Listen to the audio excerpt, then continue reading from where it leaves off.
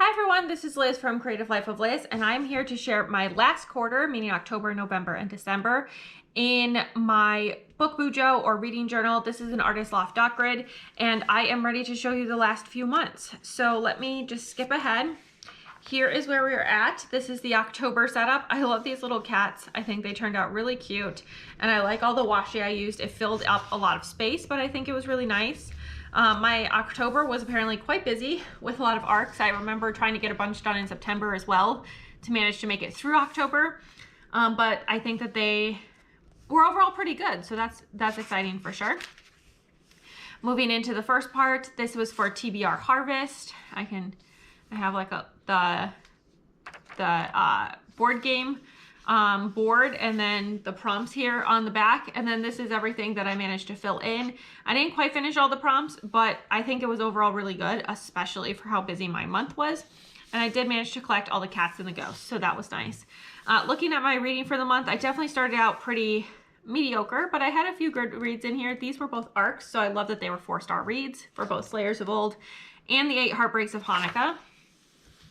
Onto this page, I was so excited about Earl Crush, and then I did not love it, so that was super disappointing. I enjoyed Women of Science by Rachel Ignatowski. Super good book. I had a few more 4 stars over here, so overall pretty successful, I think.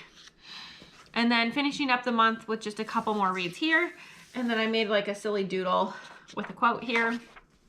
And then my October wrap up, 16 books, about 5,000 pages. I had a DNF. Average rating of 3.5 stars, so overall pretty good, I think. I read a mixture of formats, a lot of ebooks, which is not surprising because I was traveling for a good chunk of the month, and a lot of romances, which I think is the biggest surprise because it was October, so I expected to read a lot more like mysteries and things like that, but I was just in a romance mood. That was what showed up on my holds and things like that. My favorite read of the month was Women in Science. It was just super informative, inspiring. I love her art style, so that was really good. I also enjoyed the 8 Heartbreaks of Hanukkah, Yours for the Season, Slayers of Old, and The Impossible Fortune. The 8 Heartbreaks of Hanukkah and Slayers of Old were both arcs, so that was super nice. Definitely some emotional reads in this stack, so keep an eye out for that as well. If you have anything that you're concerned about, read the content warnings for sure. Moving on to November, here's my cover page. Again, pretty washi forward. I focused on some priority reads up here, a couple of arcs and things like that that were coming out. And then I also had my prompts that were remaining, that were not just monthly prompts. These were all the remaining annual prompts that I could try to get through most of those. And I did get 4 of them done during November. I have finished the rest since then, so they are done. And then I started out with some reads for the month here. Overall, pretty okay reading for sure. The 52 Book Club's November mini challenge, I realized I was already reading books that fulfilled all 4 of the prompts, so I just decided to go with it and participated. And then moving on to this page, again, a pretty decent reading month. I had a lot of 4 stars. I had a couple DNFs and a lot of 3 stars, but overall, not too bad, I think. I had some pages left, so I did another quote here. It says, "Crisp days and autumn leaves make me want to read more books." I just fill these in when I end up leaving extra space for myself, and I think that they are cute, even if they're not super amazing. And then here's my November wrap up, 21 books, about 6,000 pages, average rating of 3.43, so pretty much where I've been for sure. My biggest area I struggled was I did not read a lot of own voices, and I think that's why I ended up with so many 3 stars. Like, they were fine, but not super amazing. Lots of audiobooks. This is, I think, probably the first time I've had more audiobooks than any other format, but it was just really productive for me for the month.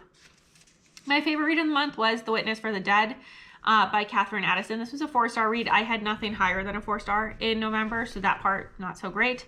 But I enjoyed the mystery and the fantasy world. I did not read the fantasy series. It's kind of like a prequel series to this particular one, but I still understood what was happening, and I just really enjoyed the mystery. I also enjoyed The Discoverers, Sorcery and Small Magics, The Dramatic Life of Jonah Penrose, and Around the World in 80 Days. So overall, that part was good. And then moving into December, I think this is one of my favorite cover pages of the year. I like the font that I used for the words. I really like all these washi strips. I think that turned out super cute. And then as we start to look at the reads, pretty mediocre. Like 3 stars is fine. I had a good time, but I won't remember it. I had a lot of those so far this month. I did really enjoy The Girls of Atomic City though. I thought that was a really good book. Moving over here, here's Winter Romance Land. I set up the grid and then just marked what applied to what. Unlike usual, I actually listed all the times that I repeated fulfilling a prompt. Usually I just listed the first time I hit it, but that's fine.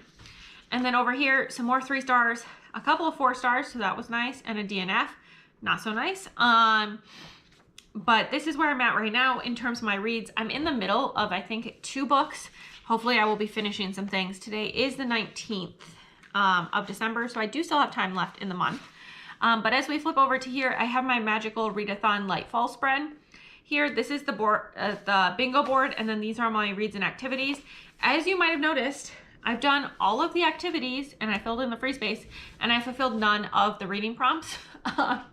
The 2 books I'm in the middle of should fulfill most of these reading prompts, and then I do have a manga that I want to read that I think should fulfill the last couple that I otherwise haven't fulfilled. So I think today is a Friday, so I'm hopeful between today, tomorrow, and Sunday I can finish those 3 books and fulfill all of these prompts. So keeping my fingers crossed. And then after this, it's just blank pages. So I do still have a good amount left in this notebook. I'm not going to keep using it for 2025 or 2026 because it's definitely not enough for that.